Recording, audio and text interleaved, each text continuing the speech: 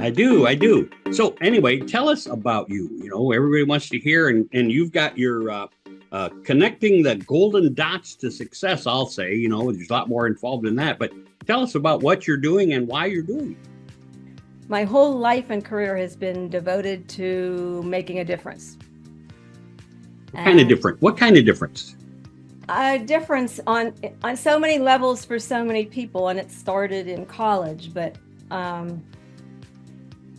it's continued. My first book I did I started while I was a student in independent study, and then when I graduated, I was hired by the University of Pittsburgh to create Help Yourself, a women's people's resource directory for Pittsburgh. So that was in the 70s, and I've been on a roll ever since. And that was so satisfying. I said, I have to make a difference. And actually, the whole idea of making a difference started when I was getting ready to go to high school. This is a real quick story, but it's interesting. And I love coffee. In elementary school, my mother was a coffee drinker. She used to make me coffee milk, so I love coffee. So they gave me a coffee mug as one of my gifts for graduating and getting ready for high school. And it had the quote from Emerson about the definition of success. And it's really, if one life, it's longer, but it's if the bottom line, if one life lived easier and breathed better because you did something to make a change, okay, that's success. All right, that's basically in a nutshell what it meant. And I said, you know what? And my view was, I don't want to just make a difference for one life. I want to make a difference for many lives. And that just stayed with me. Cool. That's really cool. And so tell us what you do to make that difference. What do I do? Okay, well, I do a lot of things. I'm a strategic communications consultant. And I've worked primarily for the last, I would say, 30 to 40 years. I've worked more in the life sciences space.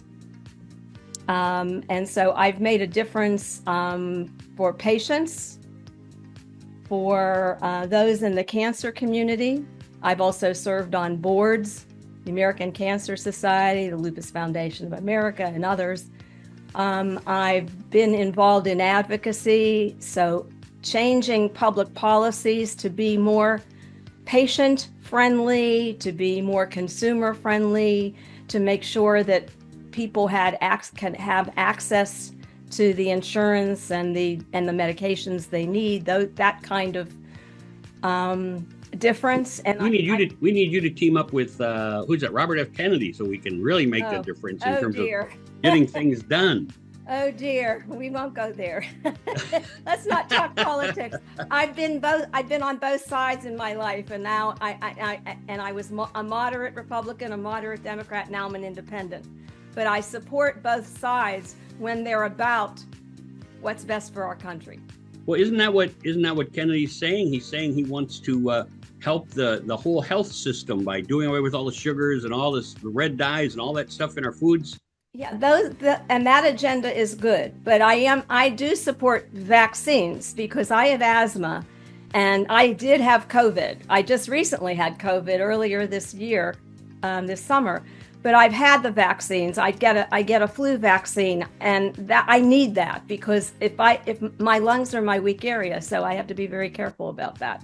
So, but anyway, so that's one. So those are some of the things that I've done and continue to do. I also have been a supportive caregiver for my parents before they passed away. While I was getting my MBA at NYU and working at Pfizer as a summer intern in market research. I was going back and forth to Pittsburgh, my hometown, and yes, I am a Steelers fan. And I supported my mom while my dad had Alzheimer's. She was really struggling with that, and I had the health power of attorney for both of them. When my dad died and my mother developed congestive heart failure, I was helping her. And then she had a stroke. She passed away, and 3 months after that, my husband of many years was diagnosed with prostate cancer, which he battled for 11 years, and I was his caregiver. And so I knew the challenges of the caregiver. So I was fortunate that one of my client companies was interested in building partnerships with third-party advocacy organizations, nonprofit organizations, stakeholder groups, focused on the needs of the aging population. And they knew I'm an expert in creating the win-win partnerships between companies and nonprofit stakeholder groups. They asked me, what kind of project can we do to support our mission, which is, all about human health care. And they had a couple of different medications, one for Alzheimer's in clinical trials, but they were focused on that population. So I said, rather than me answer that question, why don't I talk to the organizations? I'll create a questionnaire, which I could do. I have that expertise. You approve it, I'll go out to the organizations. I talked to 12 organizations: AARP, National Council on the Aging, the Alzheimer's Association, Interfaith Caregivers Alliance, National Family Caregivers Association, and Towson University, Department of Gerontology, and others. And I said to them, I represent a company, and they're looking to do a project that will make a major impact on the senior community and serve the patient community and the caregiver community. What are your pet projects that you've been trying to get funding for? And I kept hearing variations on a theme where we need to support caregivers. And they were singing my song because I knew the value of that kind of project. And they said, we're looking for funding for a project to train volunteers to support the needs of caregivers. And I, as a caregiver, always experienced when people would say, when my husband had prostate cancer, how's Bill doing? They won't ask, how are you doing? How can we support you? It was always focused on the patient. That's And right. we got the short shrift. That's the way it is. I've coached so many of my friends that have gone through this since then. Losing, one of my friends, her husband just had Alzheimer's and he passed away last year. This is her first Christmas and holiday without him. But I've gone through that. So I heard that, but I identified the top 3 projects. Then I met with the folks at the corporation, and it's the Japanese pharmaceutical company. The U.S. division was a client, and I was sitting around the table with basically all of those that are senior executives in the C-suite. And I pitched the 3 ideas, and I kept saying to myself, I hope they'll take this one. I hope they'll support. I was very lucky that the COO, bless his heart, knew that we had to do the project that I wanted to do, because his wife was taking care of his father-in-law was living with them, and he knew the value of supporting caregivers. So he said, we have to do this project. It was a 4-year project. 12 organizations that I interviewed, 9 of them agreed to be on my advisory council. We worked on it tirelessly. And the COO of the company at the time, he's retired, but he was our champion. He came to our quarterly meetings. And it was amazing. And we created Caring to Help Others, a training program to train volunteers to support the needs of caregivers. Over 13,000 organizations across the country have used it to train volunteers to support caregivers. And because it's a Japanese pharmaceutical company that sponsored it, which is unusual. It was not product related. This was part of their corporate mission. And it was a 4-year project. But they wanted to create partnerships with these stakeholder groups. And so it was perfect. And they translated many sections of the training program into Japanese, and it was used over there. Ultimately, they also created a website, and it had over 2.5 million downloads over the course of, I would say, it published in 2001, but they kept the website alive until 2018, and it had over 2.5 million people and organizations downloaded it for free. And they made it free for any organization. All they had to do was apply for it. And so when I say I've touched millions of lives, that project alone, I'm so proud of. But that's only one. So that's another example of how I make a difference, and I love these kinds of projects, and I want to do more.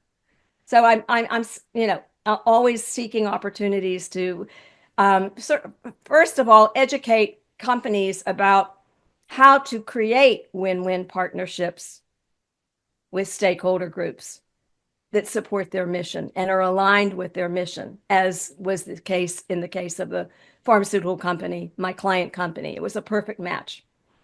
But those opportunities, not only are they making a difference, they're making a difference for the patients and the clients and the audiences that they serve. Oh It's a yeah. win-win. And one of my mantras is by doing good and giving back is good. It's good for business.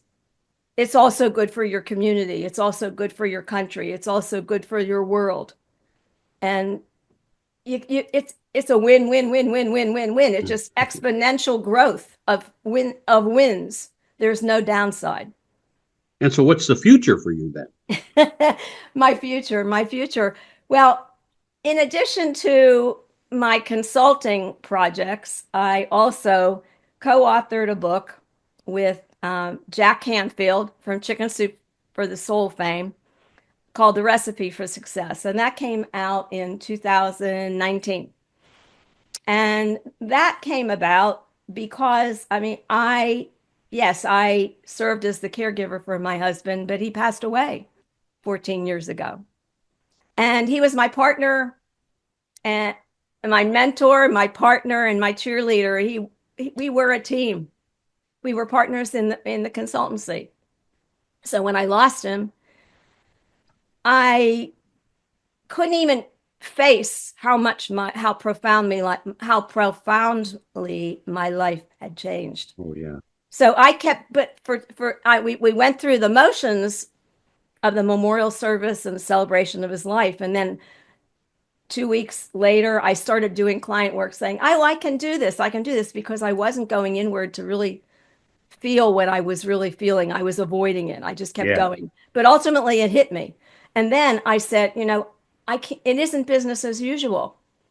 I had to go inward and I needed quiet time. And I learned how to meditate when I was at University of Pittsburgh. So I went into meditation mode and I said, how do I move forward? It isn't business. My whole life has changed.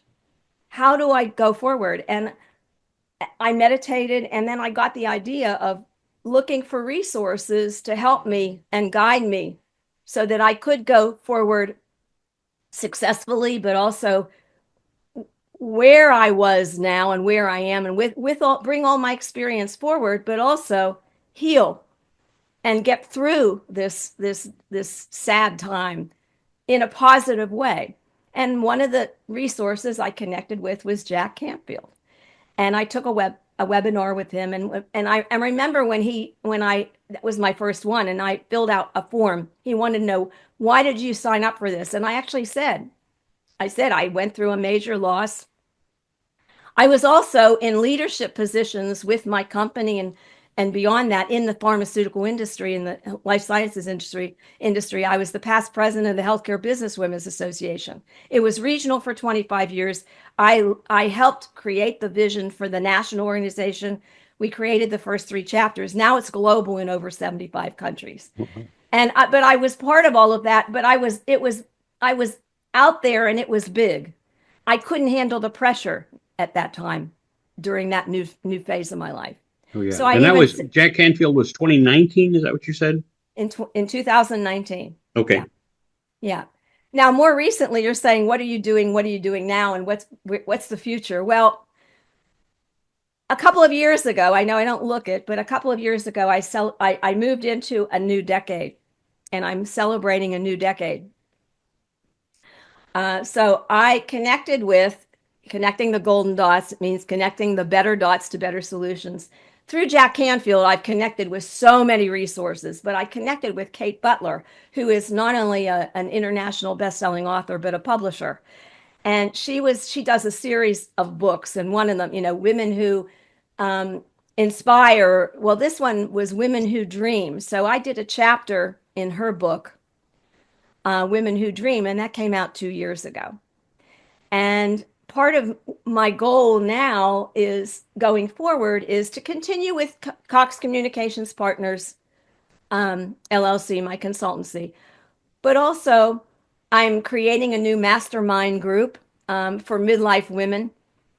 It's not virtual, it's actually live, and it's for women in central New Jersey, where I'm located, but also in Bucks County, Pennsylvania, right across the river. It's convenient.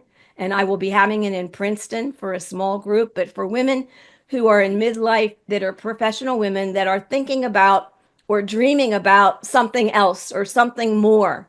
I want to help women realize and manifest their dreams as I have, and I continue to. And so that's just happening. I'm going to be, I'm right after this, I'm going to be sending out a notice later today for my third meeting.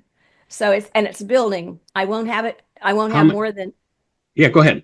I won't have more than 10 or 12 women, but Okay. it grows organically, but it's just starting. That's That's what I was going to something. ask you. How many will participate? Yeah, it will be no, I want to keep it intimate and productive. People can come in and out, but I want to keep it, I don't want to have a big group, but I'm thinking about 10 to 12, and I've gotten advice about that. I also launched a podcast earlier this year, um, and I will be recording in a couple of weeks my 12th episode. And I did that because in the 1970s, I mentioned Help Yourself, a women's people's resource directory for Pittsburgh. Well, as a result of that, I got a lot of publicity for University of Pittsburgh, but also for myself. And I was approached by a radio station, the lawyer for two radio stations in Pittsburgh, and they asked me if I could do a half-hour public affairs talk show. And I did. I auditioned. That was my first show. For 5 years, I did a side gig called Impact in Pittsburgh. And I loved doing it. I produced and hosted it at the studio. And it was actually anybody I had politicians, I had authors, I nationally known speakers. If they were on Donahue and they were coming through Pittsburgh, I got their press kit, and it worked on their schedule worked with my lunch hour, because my full-time job after I left Pitt, I was PR director for United Mental Health, the Mental Health Association. But I did this side gig and it was on my lunch hour. So if it worked, they were on my show too. Cool. So I loved radio. And so I said, I don't know technology. I'm not high tech, but I'm learning. I used to say I'm low tech, but I'm getting better. Now I'm saying I'm learning. And I started doing, as a result of the book with Jack Canfield, The Recipe for Success, and also more recently with for the Women Who Dream book. I've been doing interviews on podcasts like yours, and I enjoyed it. And I said, you know what, I could do this. I want to do this. So I took a course, an 8-week course called Podcast Accelerator, with two women who were connected again with Jack Canfield when he launched his podcast. Not soon after we launched ours, there was a whole group of us that were part of the course.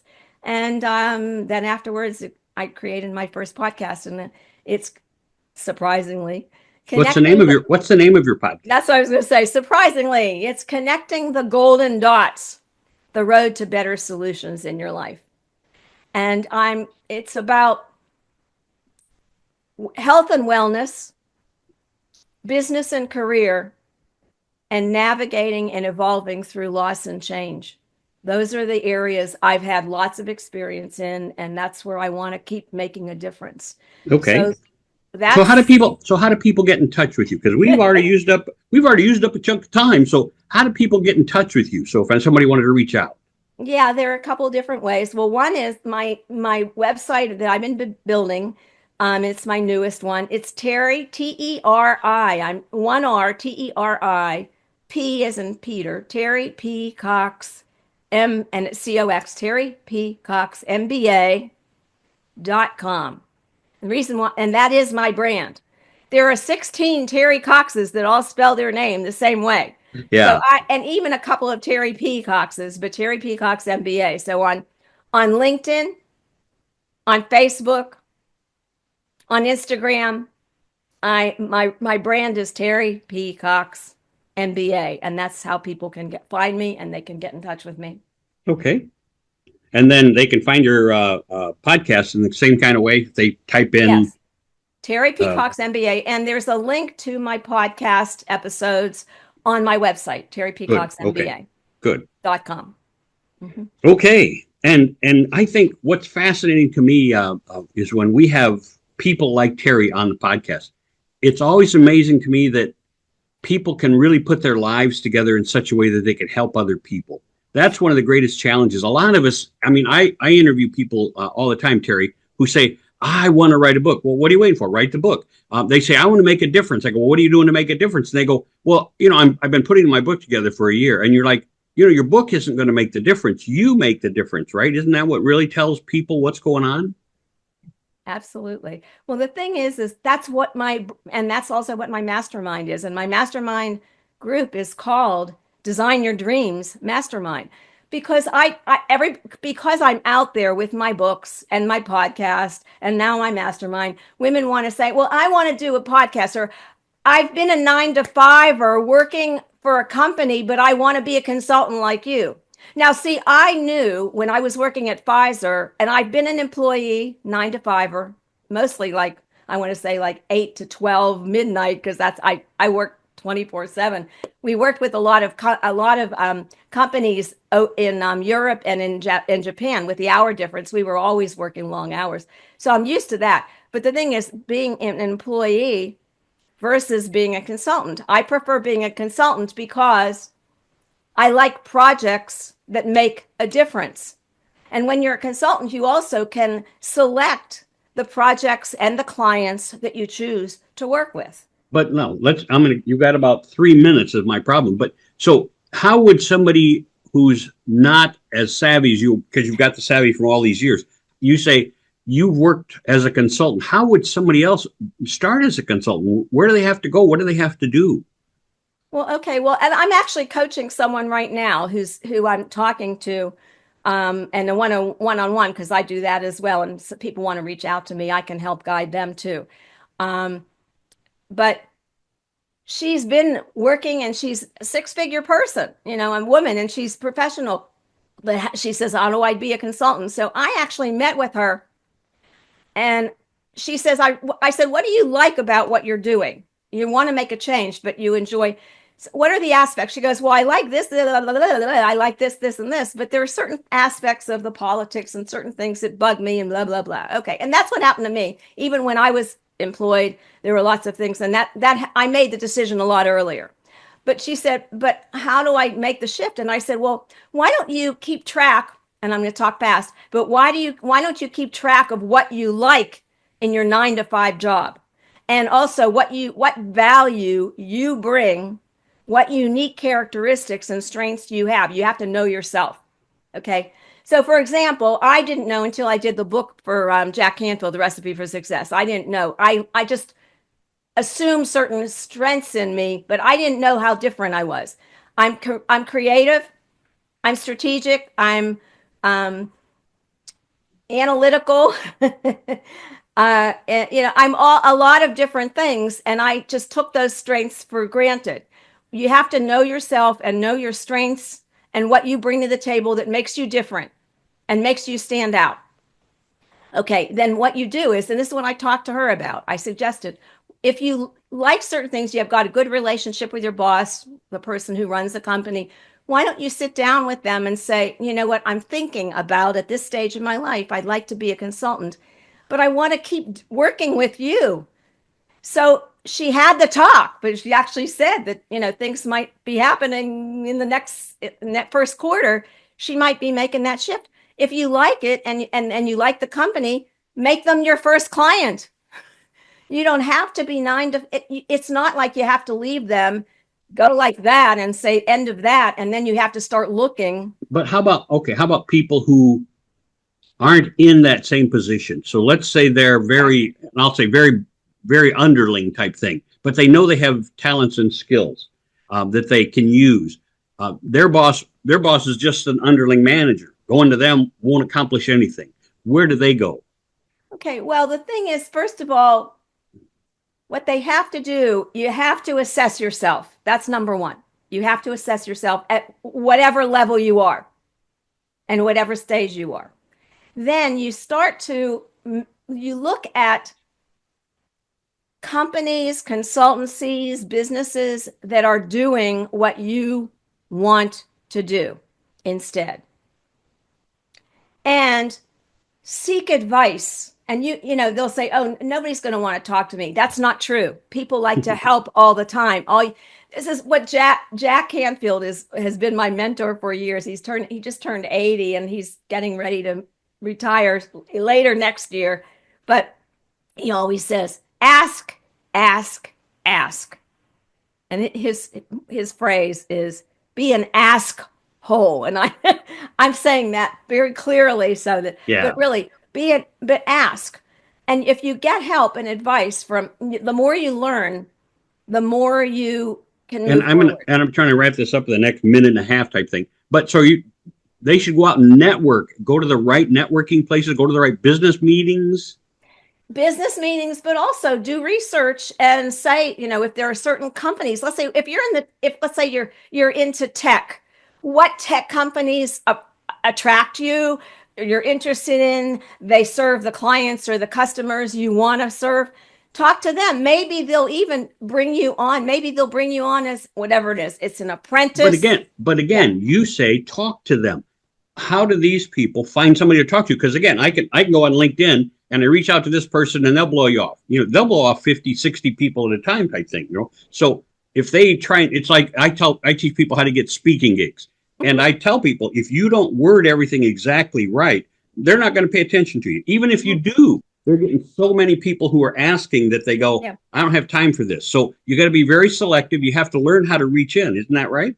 Yeah, you have to be selective. You have to be very clear and precise about the kind of advice you want and need, and also minimize the amount of time. Say it'll only take 10 or 15 minutes.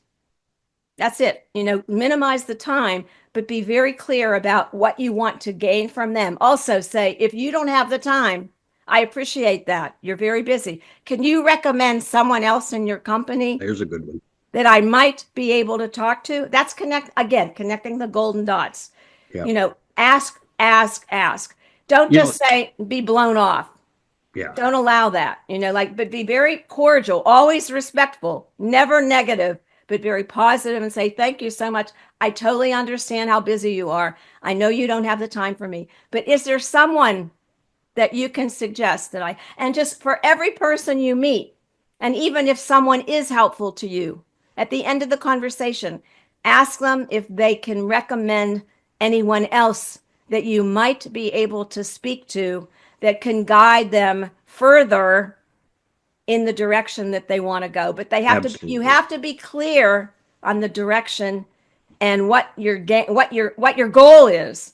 You have to get pretty clear on your goal. You can fine tune it by getting the advice, but you can't just, be vague. And it's vital that when you say, "I'm going to take 5 minutes of your time," that you take 5 minutes. And if you're not done, you say, "I promised 5 minutes, but I'm going to let you go now because I've taken your 5 minutes." Let them say, "I got a couple more minutes." Don't you take that 5 more minutes, right? But anyway, we're wrapping up. Teri, why don't you tell us again? Speaking of that, I'm going to just say one more. I know I'm doing it right now, but I want to be respectful of your time. That's right. Very good. Okay, there you go. So continue, please. How do they get in touch with you? One more time, how do they get in touch before we wrap this up? Okay, it's my brand, Teri, Teri, 1 R, P as in Peter, Cox, COX, Teri P Cox, MBA.com is my website. And I'm Teri P Cox MBA on LinkedIn, on Facebook, on Instagram. And I'm in this new phase, so I'm still learning and growing just like everybody else out there. We are all wonderful works in progress. That's the beauty of life. And if you want her podcast, I highly recommend that you jump on, find her podcast, and then subscribe. Don't just listen to it once. Subscribe. You don't have to listen to it every time, but if you forget about it and it goes away and you're not reminded about it, you've forgotten a big piece of what you need to learn from Teri. So, hey, I'm wrapping this up. Thanks a lot for being on the happiness agenda. It's a pleasure, Teri. It's been a pleasure talking with you and getting your perspective on how you can help other people and how we can help other people. And that's what life is all about. Hope you have a blessed day. And if there's anything you need, write to me at steve@stevesapato.com. God bless. Connect with me. It's connecting the golden dots, the road to better solutions in your life. There you my go. podcast.